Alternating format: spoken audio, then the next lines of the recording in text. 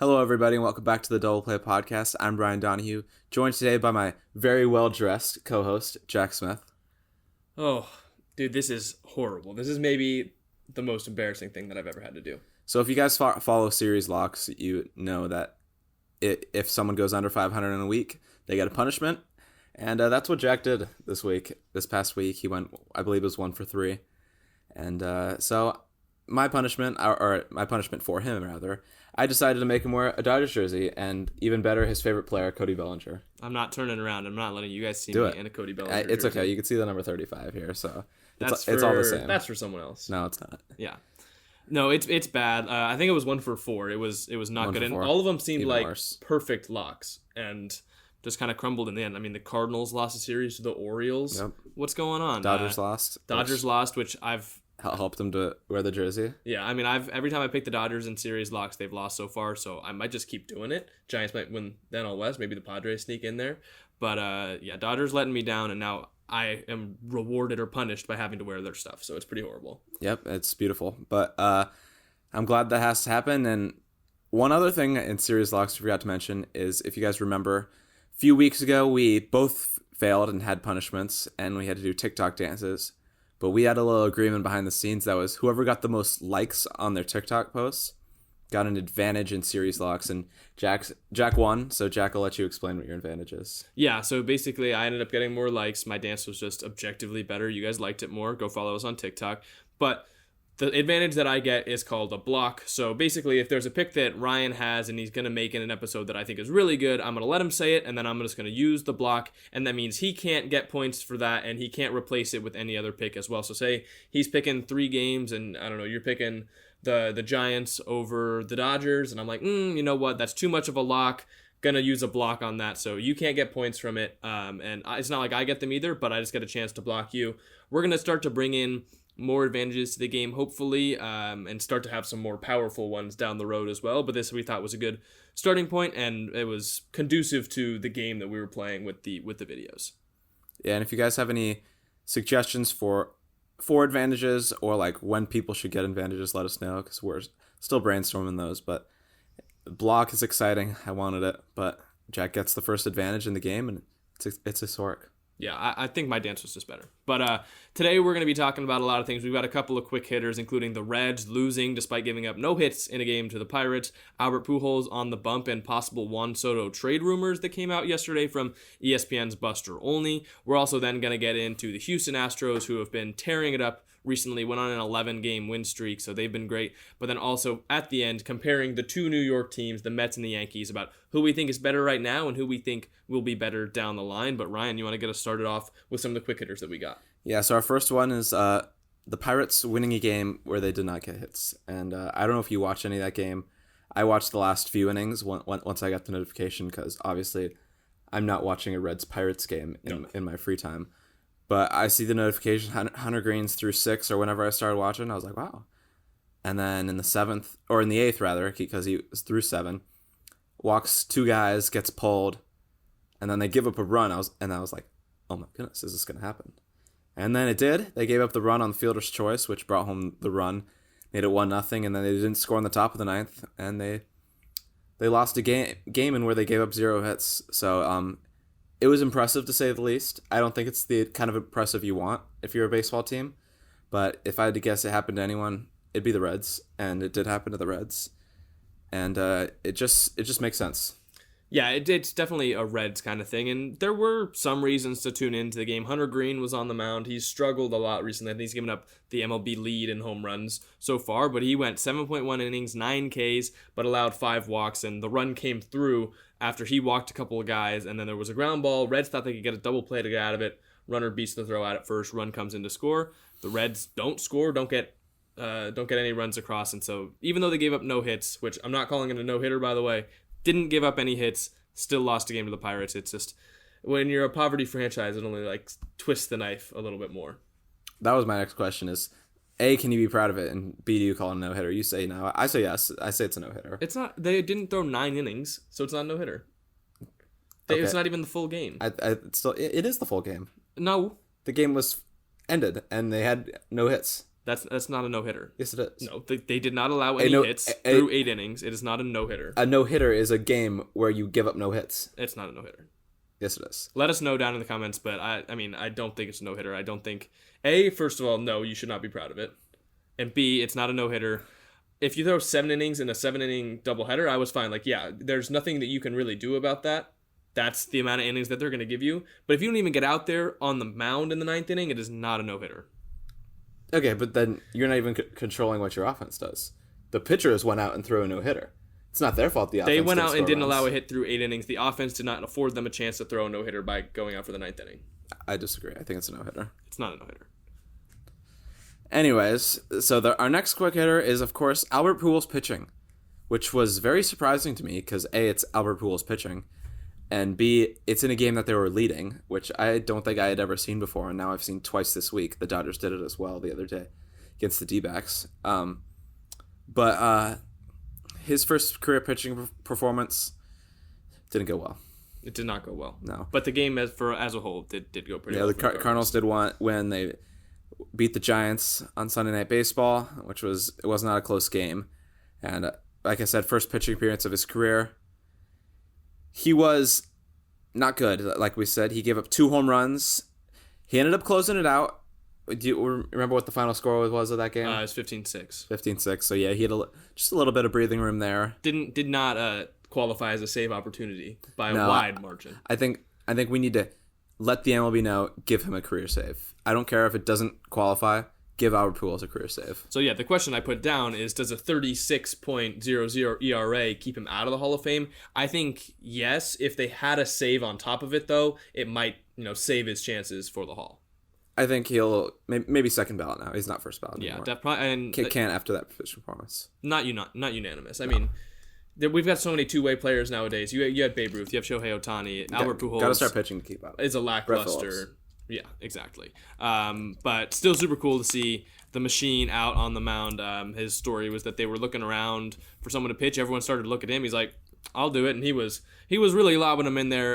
Got taken deep by Joey Bart and Luis Gonzalez, but still he got out of it, got the Cardinals the win. That was a great performance by them on Sunday Night Baseball. And I think it was good for all of us to get to see Albert Pujols pitching for what is probably the last season of his career. Yep. And did you see when Evan Longoria got the hit off him, you see he asked for the ball. He asked for the ball. Did he end up getting the ball? I think he did, yeah. I mean, I would want it too. Yeah, that's pretty cool. Yeah. We'll see if Albert Pujols. Yeah, exactly. We'll see if Albert Pujols comes back to pitch at any other point this year. I kind of doubt it, so he's going to end with a 36 ERA. You guys make the judgment about whether that keeps him out of the Hall of Fame or whether you still consider him high up on the ranking of all-time players. Yeah, and I think our biggest news out of this week, off the field rather, probably came from Bustroni saying that Juan Soto might be on the move. The Nationals might feel compelled to move him if contract talks don't go anywhere. Because, I mean, it makes sense if you don't feel like you're going to re-sign him after next season, because remember, he's got this season and next season under control. If you don't feel you're going to re-sign him to an extension for a rebuilding team, it makes sense to move him and get prospects out of him. And I think you could probably get more prospect value this season when he's got another season under control, and it won't just be a one-year rental. So yeah, it seemed like after 2019, everything was just fine and dandy for the Washington Nationals. Just won the World Series. They've got one of the best players in baseball. He's super young. Had a great season of Steven Strasburg, Max Scherzer, Anthony Rendon. They still had Trey Turner. And now you look at the Nationals, and it's Juan Soto and none of the other guys. I mean, Strasburg's been hurt. Scherzer's gone. Trey Turner's gone. Anthony Rendon is gone. It's pretty much just Juan Soto, and he's his agent, Scott Boras, does not really like his clients to sign contract extensions before they come up on free agency. Want to test the open market and see how it feels. But also, understandably, if you're Juan Soto, why would you want to sign a contract extension with the Nationals right now when it kind of looks like they're a really far way out of contention? So there's been contract talks, but Soto has reportedly turned down extensions. Most likely will hit free agency. Doesn't mean he's not going to be a National, but it's more likely he's going to be able to field offers from other teams, and there's a good chance he leaves Washington to go play somewhere else. So it makes sense for the Nationals to be compelled to trade him. It's just, if it actually happens, would be one of the craziest trade I think baseball has ever seen, because you're getting a top 3 player who at the moment right now is 23 years old and really shows no signs of stopping down. Yeah, and has 2 years. It's not just a half a season rental. Yep. And I think if he is traded, it'll be one of the biggest trade returns in history. I mean, we did some mock trades on our TikTok. Go check it out. Our TikTok's been doing well this week, which we're proud of. But their teams are probably going to be expected to give up their top 2 prospects at least, plus other prospects. And I think it's going to be a very interesting and large return if he is moved. And I just think it'll be so fun to watch. And like we said, if the Red Sox turn into sellers as well, this could be one of the craziest years at the trade deadline ever. Yeah, I mean, a lot of people were commenting, oh, I wouldn't give up that prospect. No way we give up both of these guys. I don't think people realize just how much you're going to have to give up to get Juan Soto.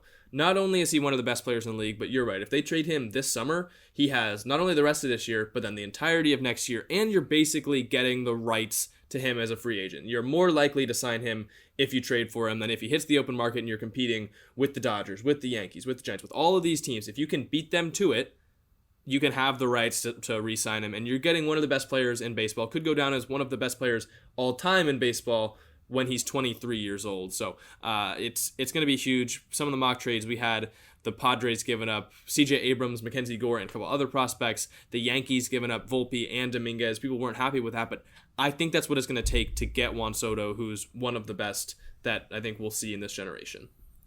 Yeah, and it's not just you get the control. You get probably, I assume he'll go to a contender if he is moved, because, I mean, that's how trade deadlines work. You're a buyer if you're a contender. And whoever gets him would probably turn into the World Series favorite. Yeah. And if you get a World Series out of that, it really doesn't matter if you re-sign him or the prospects you gave up, because parades are greater than prospects.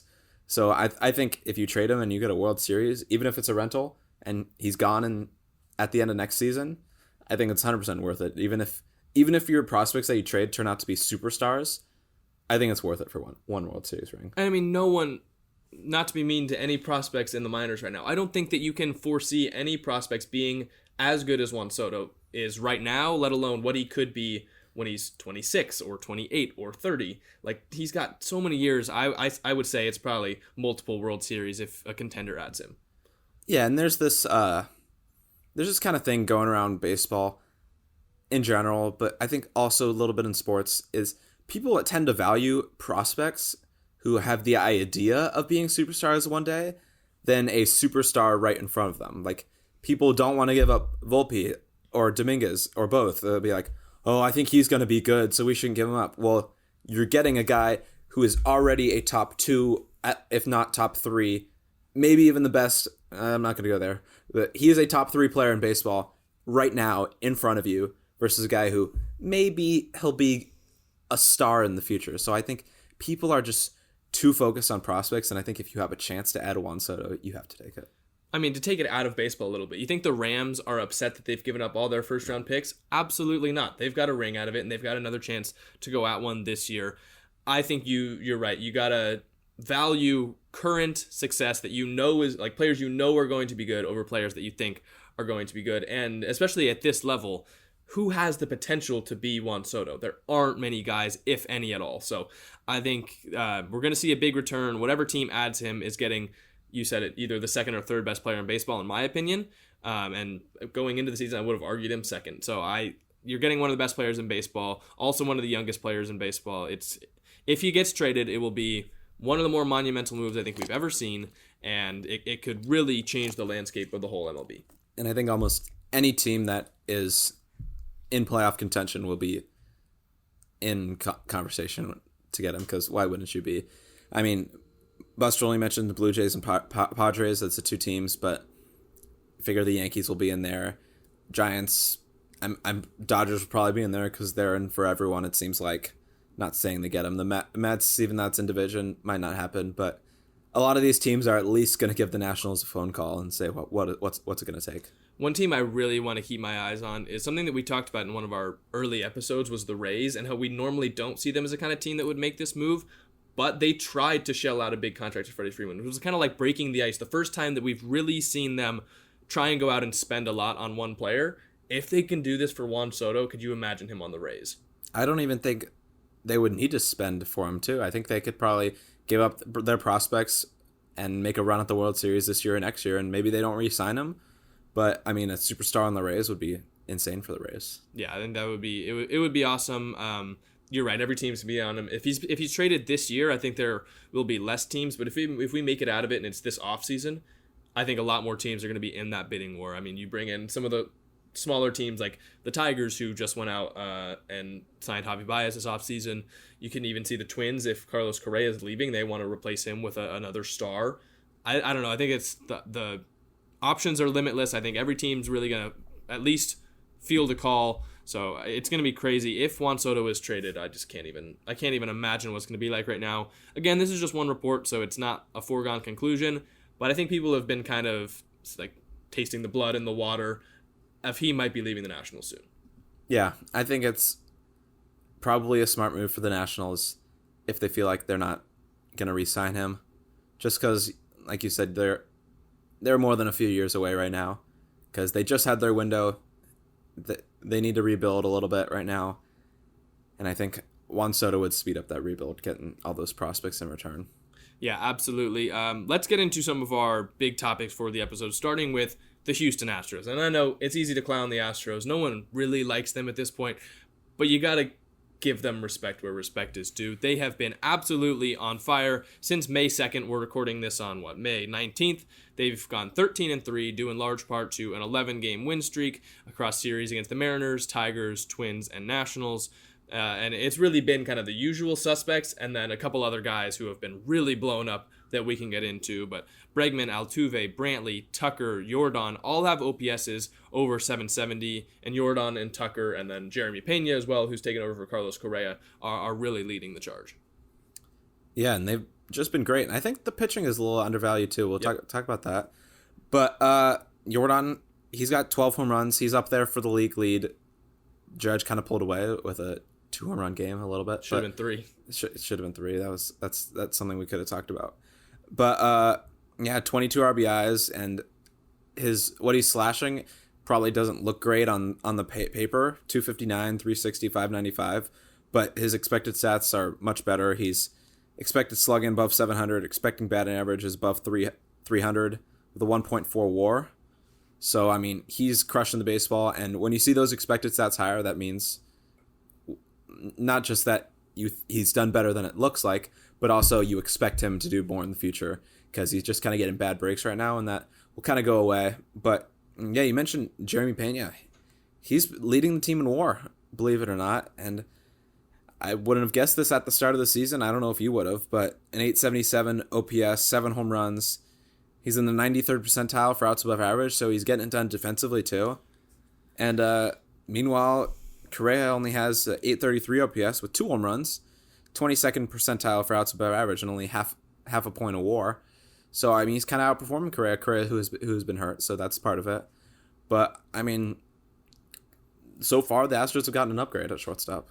Yeah, and you mentioned Yordan. It's like if you've got expected stats that show that you're kind of being let down on the balls that you actually hit, but you still have a 955 OPS, you're doing something right. Yordan's one of the best players, one of the best pure hitters in baseball, and he's really former been Dodger. Crushing it. Yep, former Dodger. Something that maybe make a TikTok about that one. Yeah, I believe they traded him for Josh Fields, maybe. Did not turn out too well for the Dodgers, but they've been. Josh Fields was a solid reliever. Yeah, for like 3 years, he put up good numbers, but not the slugging of Yordan Alvarez, unfortunately. Yeah, but you mentioned Jeremy Pena too. I don't remember who it was written by, but there was an Athletic article early in the year saying that the Astros might have a superstar in Jeremy Pena, and we all kind of went like, okay, yeah, that'd be really cool. But they also just lost Carlos Correa. Pena's come in, and I think he's silenced all of those people. He's been much better than Correa this year. Correa has been injured, but still, beating him in OPS by over 40 points. Been way better as a defender. We saw Correa win the Platinum Glove last year, and right now 22nd percentile for outs above average. Not a good look for Correa so far in Minnesota, and Pena's really been a fan favorite in Houston. Another guy that's been leading the way after a horrible start is Kyle Tucker. He has an 852 OPS despite having really a horrible first 15 games. And over his last 100 plate appearances, slashing 329, 420, 588 with 199 WRC+, a 436 WOBA, and 5 home runs across 100 plate appearances. So he's really picked it up, being the superstar that I think we all thought he could be coming into the season. Yeah, and he's fun to watch. He's got such a sweet swing. And you're right. I definitely thought he'd be a star coming into the season, and he got out to a slow start, like you mentioned. But I think bigger things are coming for him, and as we see, he's kind of heating up. So I think he'll be great for the Astros going forward if they want to make a deep playoff run. And this all kind of culminated against a game against Boston. In the second inning, they put up 5 home runs, tying an MLB record, and 9 runs in total against Nathan Eovaldi. That was the major league record for team homers in an inning. Eovaldi tied the record for most home runs given up by a pitcher in one inning at 5. It was Alvarez, Tucker, Pena, Brantley, and Gurriel. They ended up winning that game. Nick Pivetta, though, comes back yesterday, shuts him down in a one. CG. Yeah, CG, I think 2-hitter. So yep. First batter of the game hit a bomb, and then he only gave 1 hit the rest of the game. But yeah, 5 home runs in the second inning. Safe to say the Astros coasted along to win that game. Yeah, and that's a great sign. They kind of beat up on the Red Sox, who are struggling, and obviously you mentioned the Pivetta the next day. But those are games you need to win right now because, I mean, you get lucky that the Red Sox are struggling. If you run into them later in the season, maybe they're hot. So you got to take care of those games when you can, and they are. Give them credit for that. And kind of puts them, I think they're back up atop the AL West standings now, or close to it with the Angels. But like we mentioned, the pitching has been great as well. Justin Verlander, who is, I believe, I would say he's the AL Cy Young favorite right now. Yeah, I had him as the last month, kind of, I think it was a little before people started to pick up on how well he was doing as the pitcher of the month. And I think that was kind of like, it was not the consensus pick, but I was like, you know what? I think Justin Verlander's been having a really good month. And right now, yeah, you're right. He's the AL Cy Young favorite, despite being injured all of the last 2 seasons almost. Yeah, I think we all expected him. We knew he was coming back, but I don't know if we expected him to come back at this form. We all expected maybe a slow start, or at least I did, in terms of like just ramping up to it. First time, I think he made 1 start in 2020, but he hasn't really pitched multiple since 2019, so it's been almost 2 full years. So I didn't expect him to be a Cy Young candidate right when he came back, but give him credit, he was. Yeah, he's been great. Also, they had Luis Garcia. They've got Christian Javier. Framber Valdez has been a great number 2 starter. Eventually, they'll get Lance McCullers back. Not sure when that's going to be your AL Cy Young pick. I think it's you had the Astros right, maybe if it's Verlander, but I don't want to talk about it. If they get McCullers back for the playoffs too, that would be huge. And in the bullpen, it's been great. Ryan Presley's got to pick it up a little bit compared to what he's been in previous seasons, but Hector Neris has really picked up the slack. He's been locked down from the pen. Yeah, and great pitching. Pitching defense wins championships, the old saying. But yeah, the offense has been great. Pitching's been great. So everything's kind of put together for them right now, and their success. Kind of posed this question last episode with the Angels. Are the Angels now AL West favorites? But, I mean, given this, I said the Astros. Jack, do you think the Astros are now AL West favorites again? And maybe even favorites to come out of the AL? It's really tough. I honestly don't know yet. I want to see more games. I want to see them in big series play against each other, where, you know, top of the rotation matches up. We see who comes out with it. But the Angels haven't slowed down while the Astros are picking up steam. So they're neck and neck. I think they're half game apart at the top of the AL West standing. So it'll probably flip-flop, you know, each and every day. But right now, I mean, the Astros have been great. The Angels have also been great. One thing I think that I'm pretty confident of is I think we can take the Mariners out of that mix. They've been really struggling, swept by the Astros just last week. So I think it's going to come down to the Angels and the Astros, and I honestly wouldn't be surprised if whoever comes in second is the number 1 wild card. Like, I mean, I think they're both pretty much going to be shoo-ins for the playoffs. They keep playing this way. I'm going to give the slight edge to the Astros just because we've seen it before. But when you get a team with Trout, Ohtani, and Taylor Ward playing the way he is right now, like, yeah, I'm not going to count out the Angels whatsoever. So here's the thing. This is the way I see it. I see it as there's 2 contenders in the National League and the American League, and everyone else is kind of just fighting to beat them right now. I think in the AL, the Astros and the Yankees, and in the NL, it's the Mets and the Dodgers, and I think those are going to be the 2 teams that are kind of atop in the championship series, and I think any of those World Series would be insane. Dodgers-Astros rematch, Dodgers-Yankees, LA, New York, or New York, and I think those are my 4 teams that are favorites to come to the World Series come October. So let's play a little game. If the Angels are one of those teams, like let's compare. Like, who do you think that are the Angels in the NL? The Angels in the NL? I think it's too early to tell right now. Okay. The Padres or Giants could be one of those teams. They're very close in the standings right now. And I think as the season goes on, Giants have had some struggles with COVID and injuries. Padres getting Tatis back. I think there's too many moving parts. I think the Braves can still make a run. I think there's a few teams that will be, like, I wouldn't be surprised if they were in that mix as well.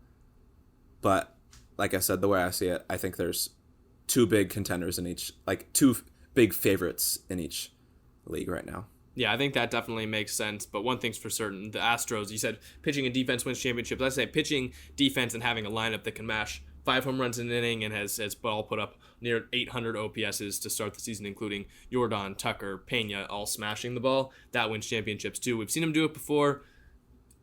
This time, if they're not cheating, let's see if they can do it. I absolutely think it's possibility.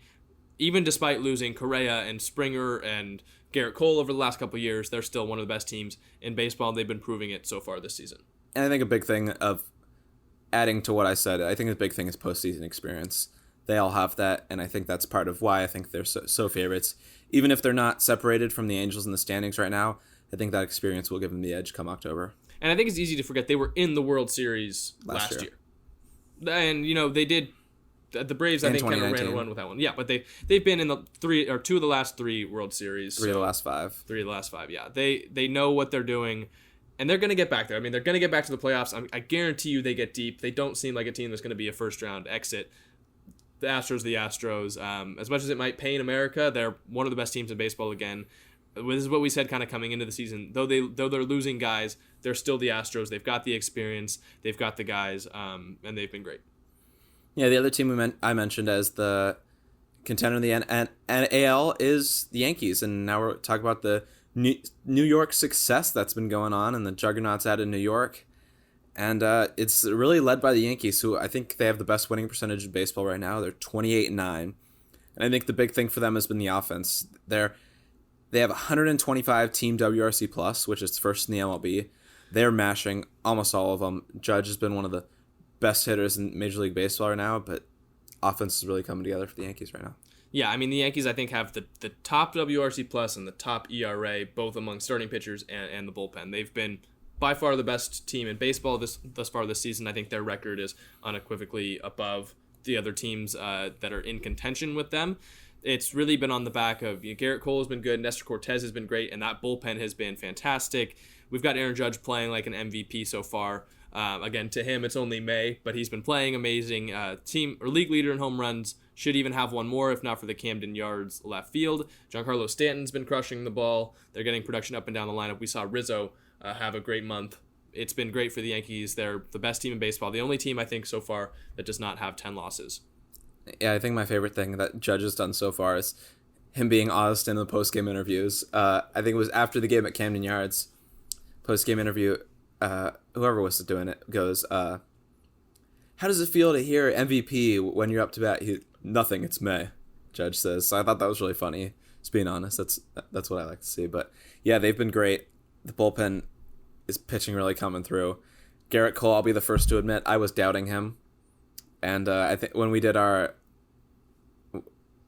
overreactions, we said one of the overreaction was Garrett Cole's not really back, and I agreed with it because he had struggled after the sticky stuff last season. We saw the bad start in the wild card, and he had I think 3 or 4 horrible starts to start the season, but his last 5 or so starts have been elite. I think he's probably given up under 2 runs or 2 runs or under, and probably all of them. I've got nothing to base that off if I just pulled that stat out of midair, but it seems like it. He's been great his last handful of starts, and you mentioned Nestor Cortez. That's just ridiculous. I would have not expected Nestor Cortez to be doing what he's doing. I mean, Nestor is nasty. I kind of butchered that one a little bit, but he's been great. But let's not discount what the Mets have been doing out in the National League either. They're 25-14. Of course, that's not as good as 28-9, but they've still been great. They're one of the top teams in the National League record-wise. And really, it's been clicking on both the pitching side and the hitting side. They've dealt with some injuries. We know DeGrom is out. Scherzer, unfortunately, had to come out of his start yesterday. Hopefully, that's not too bad. It doesn't seem like it's going to be. It might be a little bit of a side or a back issue that he just tweaked. He still threw 6 innings, so fingers crossed that Max is okay. Tyler McGill has dealt with some injury, but they've been pitching well and they've been hitting well, and it's a good recipe for success to be 25-14, and I think firmly in the lead in the NL East. Yeah, they hadn't lost a series until they lost a series to the Mariners the other day. But, I mean, they're winning games, and when you're not losing series like that, you're going to have a good record, and 25-14 is enough to put them on top of the NL East. And now just kind of the discussion, you have to, because two New York teams, we're going to go through who we think is better, who has been better, and who will be better. And we're kind of looking spot by spot, infield, outfield, pitching, kind of that way. So let's start with the infield. Who has been better and who will be better, Jack? So I think it's important to kind of just lay out the names of who we're talking about based on who's been starting the most for each team. So across the infield, including catcher, Nido, Pete Alonso, Jeff McNeil, Francisco Lindor, Eduardo Escobar for the Mets. For the Yankees, it's been Kyle Higashioka, Anthony Rizzo. It's been a split between Gleyber Torres and DJ LeMahieu at second. LeMahieu's also played a little bit of first. Isaiah Kiner-Falefa at short, and Donaldson at third base. I lean towards the Mets on paper, but so far the Yankees have been better. Lindor was hot to start, but has struggled a little bit lately. I think Jeff McNeil is back compared to what we have seen from him the past couple seasons. He's getting back to the form where he was really killing it for the Mets. Eduardo Escobar takes a lot of great at-bats, plays good defense. He's been struggling on the stat sheet, but I think on paper, I still lean this Mets squad. The Yankees have been better, but not by a whole ton, and I think that things will even out. Again, we're like 40-ish games into the season. I think the Mets will even out. I'm going to take them on paper right now. I do understand that the Yankees have been better so far this season, but if it's not like they're blowing them out of the water. I still think the Mets on paper are better. I don't think Rizzo maintains the level of success that he's been having. We've seen Gleyber struggle the past couple of years, so I think when things come back down to normal, I'm going to take the Mets. Yeah, I agree with what you said. I'm going to go with the Mets. I think we've already seen Rizzo kind of slow down after, he got out to 9 home runs, being the American League lead, like pretty early. Like he had that 3 home run game to put him at 9. And since then, I don't think he has a home run, which has been a few weeks now. So, he's slowing down a little bit. I'm not sure what Donaldson's doing, but you're right. I think Gleyber will slow down, and then as for the Mets, I think the Mets will heat up, and I think the Mets infield will kind of carry their offense the rest of the way. I think Lindor, we saw him start hot and then kind of slow down. I think he'll heat up. And I don't think they even need Lindor to be the MVP candidate that he can be. I think they just need an all-star level out of Lindor to kind of carry the offense, because they've got power coming from Pete Alonso. Other guys in that lineup can provide power at times. So I think I'll take the Mets going forward. And I think Lindor is going to be the key for that kind of increase of power and runs driven in, and like I said, they don't need him to be an MVP level, even if the fans want him to be just because of that contract. The Mets as a team, they don't need that. No, I think as long as he sets the tone in that lineup, he really drives things through from top to bottom. That'll be huge for the Mets. They've put up a lot of runs. They're 25-14, so their offense is not limited in the slightest. But let's get into the outfield and DH spot. I think this is kind of where the Yankees separate themselves. For the Yankees, it's Joey Gallo in left, Aaron Hicks in center, Judge in right, and Stanton at DH. For the Mets, it's Mark Canha, Brandon Nimmo, Starling Marte across the outfield, and then a combo of Dom Smith and J.D. Davis at DH. And I'm absolutely going to go with the Yankees here, and it's mostly because of Judge and Stanton. I really want Gallo to be good. I've been pulling for him for the last couple of years. I don't fully see it. I know he's gotten better as of late, but still, season-wide numbers, not great. I think his OPS is still in the 600s, so he's been struggling. I'd love for him to pull it out, but really the strength of this part of the Yankees is Stanton and Judge. Stanton has been absolutely mashing the ball, and I mentioned Judge. He has been an MVP candidate so far. OPS above 1,000, leading the league in home runs, still plays great defense out there. Aaron Hicks and Gallo, you're going to get good defense from them in left and center field. And the Mets are good, but I just don't think they match up to the Yankees, especially when Judge and Stanton are playing at this caliber. Yeah, I agree with this one. I think the Yankees have this outfield DH covered. We've seen Stanton go back to normal. Like you said, Judge is an MVP candidate. I'm not sure if that'll stay because, like we said, it's May. So there's a lot of moving parts there. I think health will be a big thing for this outfield, especially with Judge and Stanton. We'll see if they could put together full seasons. But yeah, I'm still in on Joey Gallo. In the last 15 games, as of 2 days ago, so I don't know what he did the last 2 games, but last 15 games he had 5 home runs, 201 WRC plus, which is insane, and above a 1,022 OPS. So I think if Gallo heats up and just gets on base like he can, and that power comes back, then I think that'll be big for the Yankees, especially that left-handed bat. And as for the Mets, Mark Canha has been surprisingly good, and I think you mentioned those names between Canha, Nimmo, Marte, and Dom Smith. Probably expect Starling Marte to be the big guy there. But Mark Canha has kind of been leading the way, and Starling Marte, he's been good, but kind of disappointing into Starling Marte's standards. And but yeah, I'm going to have to go with the Yankees for this one, though. Yeah, Mark Canha, Bellarmine grad. Bellarmine boy, yep. Played at... That's where I went to high school, yeah, in case you didn't know. My rival high school. As you can guess, like, we don't really agree on too many things, which is why we're sitting so far away. But no, Mark Canha has been good, you're right. Starling Marte has been disappointing for what I think we thought... what we thought he would do for the Mets, especially after last year where he was so good.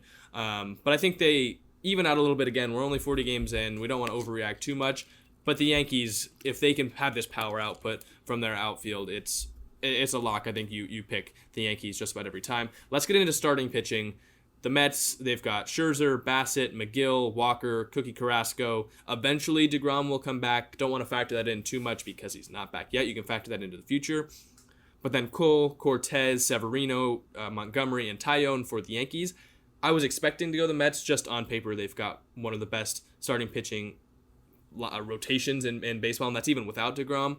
And they had been so good to start the year, but the Yankees have been better. They lead the majors in starter ERA, the OPS against. They're second in homers allowed, only behind San Francisco. If DeGrom is DeGrom when he comes back, and he comes back relatively soon, I can see the Mets being better to finish out the season, but so far the Yankees have been better, and the Mets, I think, like on a lot of those metrics, are between 5 and 10. The Yankees have, I think, a full run of ERA on the Mets. I'm really impressed from what I've seen from the Yankees. They've been the best starting pitching rotation so far this year, so I'm going to go with the Yankees despite kind of like my preconceived notion I would be going with the Mets.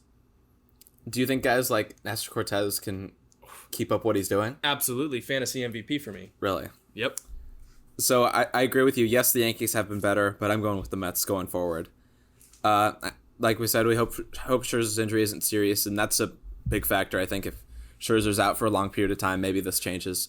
But I think their starting pitching has been good, and you mentioned the Yankees has been better, but starting pitching has been good, even dealing with some injuries. But so far, Scherzer has been a Cy Young candidate, rather, and he's got a 2.66 ERA. And the starting pitching really needs him, like I said. They need him going forward, and without him, it struggles mightily, especially without DeGrom in the rotation. And then Chris Bassett has thrown well, 2.34 ERA, so the Mets' rotation has been good, and I expect it to be better going forward because they're going to make a splash at the deadline, and the splash is getting Jacob DeGrom back. So, I mean, that's kind of the way the Mets have viewed it. I said, like, maybe like we still have a great rotation even without DeGrom, and then we're going to add DeGrom at the deadline as if it was a trade going forward to the rest of the season, just because he's come back from injury around then. So, I mean, they'll be getting DeGrom, who's probably been the best pitcher in baseball the last few seasons, kind of undisputed, and we know what he can do when he's healthy. We saw that the first half of last season, and I think if he comes back in the second half doing what he did in the first half, I think that's going to be very dangerous for this rotation, and I think that's really going to put the Mets to be contenders going forward. And as for the Yankees, I have absolutely zero faith that Nestor Cortez is here to stay. I mean, they've been getting good production from everyone up and down that rotation. Yes, but he is the leader in ERA. He is leading the pitching staff right now, and that's kind of why they've been so much better. And when your leader regresses, like I think he will, then the whole staff as a whole is going to take a step back. I don't know. I think this is kind of based on a lot of like projection, and that's okay. But until we actually see Jacob DeGrom back and healthy, which we haven't really seen in about a year now, I don't know. I'm sticking with the Yankees until I see the Mets overtake them. Like, I see no reason to, like, what's your reasoning behind expecting Nestor Cortez? I mean, he's nasty. Because he hasn't been good before until the first eight or so starts. He was good last year. I know a lot of Yankees fans were really happy with. He's barely even been a starter in his career. I do not expect this to stay. I would say, you could just say that Jacob deGrom hasn't really been healthy the last couple of years. That's completely different because Nestor Cortez, who has been a 1 to 2 inning guy, coming in and throwing 7 innings, we kind of saw that 7-8 innings every time. I think the fatigue will be a huge factor, and teams will kind of figure it out because they haven't just seen him for multiple periods of time. And DeGrom, we know what he can do when he's healthy, and when he comes back, it's kind of a given that he'll do that because he does it time and time again, that he will stay healthy. And we have, when he gets hurt, we see him healthy for half a season at a time, and if they're getting him for that half a season towards the back half of the season, that's going to be ridiculous. All right, I'll give you a chance to redeem yourself on the Garrett Cole thing. Who would you rather have pitching in a big game, Cole or Scherzer? Scherzer. All right, let's move on to the bullpen. I don't think there's any argument here. The Yankees have been the best bullpen so far this year. I think it's the number one reason why they've been so successful. Their ERA, again, 1 run lower than the Mets, leading the league at 2.47 for bullpen ERA, 5th in WHIP. They've been absolutely the best. I think the 4 guys that you really can give credit to, Michael King, who's been fantastic, Clay Holmes, Clark Schmidt, and Aroldis Chapman, they've really led the way. They're also going to get contributions from Loaizaga, Luis Gil, a lot of guys up and down that bullpen who can also sometimes flex into starters or be openers. The Yankees, I don't think there's really an argument here to have been the best bullpen in baseball this year, and I expect them to be the best bullpen continuing down the line. Yeah, I'm not going to argue with it. I don't have a lot of faith in the Mets bullpen. I know Edwin Diaz can be an elite closer at times, but whenever he's on the mound, he gives me the Kenley Jansen treatment where I kind of have this feeling that it's getting blown. So I think that's me being a spoiled Dodgers fan, but they're both elite closers. I'll give them that. But I can't argue with the stats and what it is, and I'm going to go with the Yankees here. So I think that kind of brings us to the final conclusion, because when you have 2 teams in New York that are this good, that are leading their divisions, leading their leagues for a long period of time, which I don't think we've seen in New York in a little bit, you got to compare them. I mean, it's the Yankees and the Mets. They're always going to be compared being in the same city. So to kind of round it out, which team do you think is better right now, first of all, and will be better down the line as we move into the postseason, possibly even to the World Series? The Yankees have been better. I mean, we see that with the record and the stats. And I think maybe for a few weeks, maybe a month, the Yankees will be a little bit better. But I think I'm going to go with the Mets going down the season. And I think, despite my predictions, I'll say it. I think the Mets are now favorites to win the NL East. Obviously, I had the Braves. I doubled down on it even after the Braves struggled for the first week or two. But I'm going to go with the Mets the rest of the way in the NL East. And as for the Yankees, I think they'll come down to earth sometime soon. Everything's been clicking for them. They're getting insane production from the offense, insane production from the rotation. And I think that obviously wins games. When your whole team is playing well, you're going to win games. But I think the big thing is, A, health, and B, over the course of 162, there's going to be slumps within either the rotation or the hitting. And I think the way great teams are is, can the other unit step up? And when the offense is down, can the pitching take a step up and carry it and win low scoring games? And when the pitching's struggling, can the offense step up and win high scoring games? So I think that's the big thing, along with health for the Yankees, because we've seen health be an issue for them. So I think going forward, it's going to be tough to tell because you haven't seen any struggles for them so far.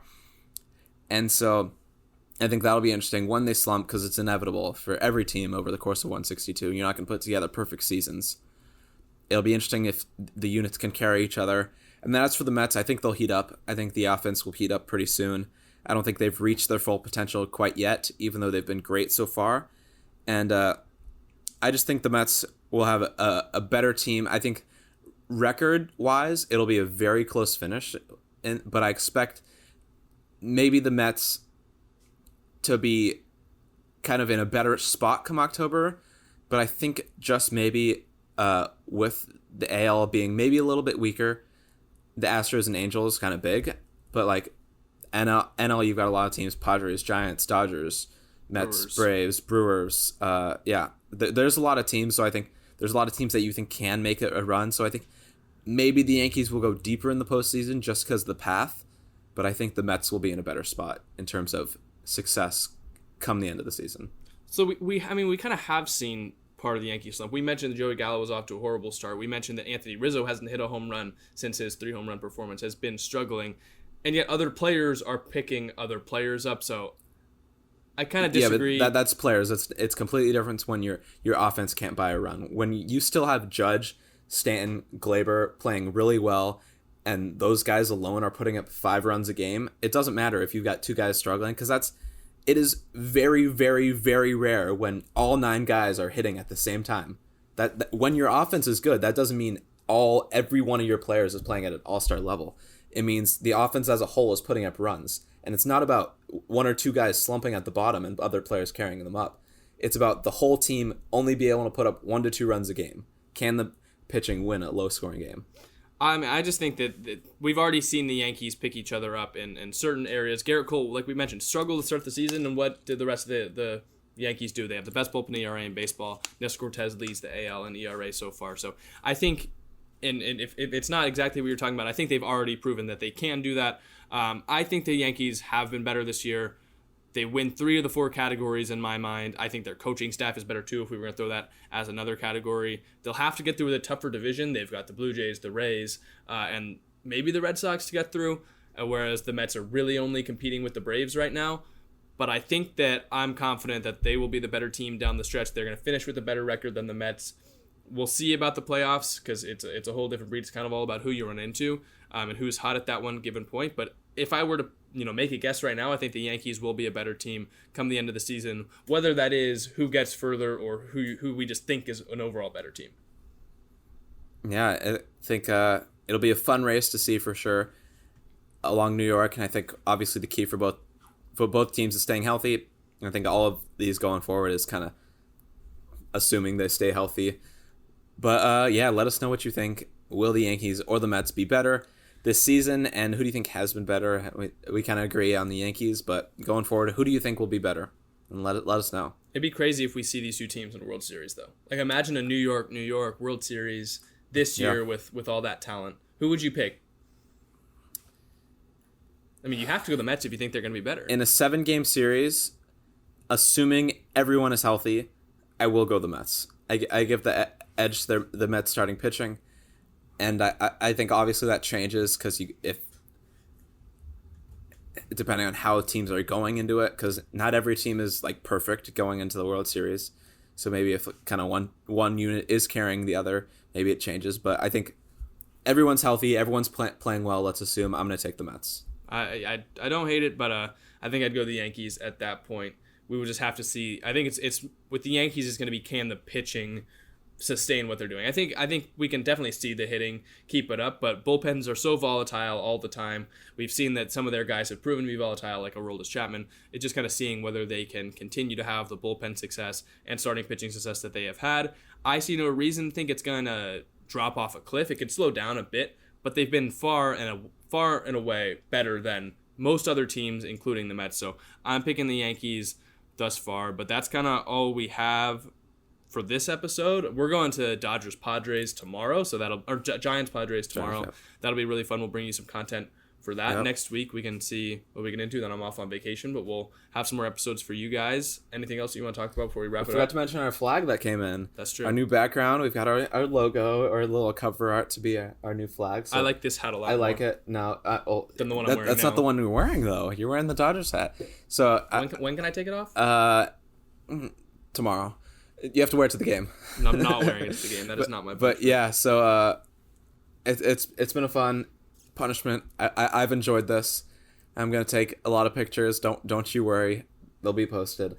And then our flag, I was excited about that. Like perfect size to go right in between us. And so I think just excited for the future as a whole. And yeah. I feel like Ken Griffey, if Ken Griffey didn't dress very well. All right. Well, I think that's a good note to end on. We've been the Double Play Podcast. If you like this video, make sure you like, comment, subscribe, all that. If you're on YouTube, if you're on Apple or Spotify podcasts, make sure you leave us a 5-star review, follow the channel, and let us know down in the comments What did you think? Do you think the Yankees or the Mets will be better in New York? And do you think the Astros are the biggest contenders in the AL West and the AL? So we'll see. And follow our socials. TikTok's been popping. Follow our Instagram and Twitter as well, because you won't want to miss the content we're bringing. And anything else, Jack? No, definitely not. Juan Soto to the Giants, though, is absolutely going to happen. Yep, go Dodgers. Jack thinks it too, obviously. I'm glad that you didn't work that into my punishment. Oh, it'd make you say go Dodgers? Yeah. That would have been bad. I thought about it. Yeah. Well, anyways, I'm going to get this off my head now, and we will see you guys next time.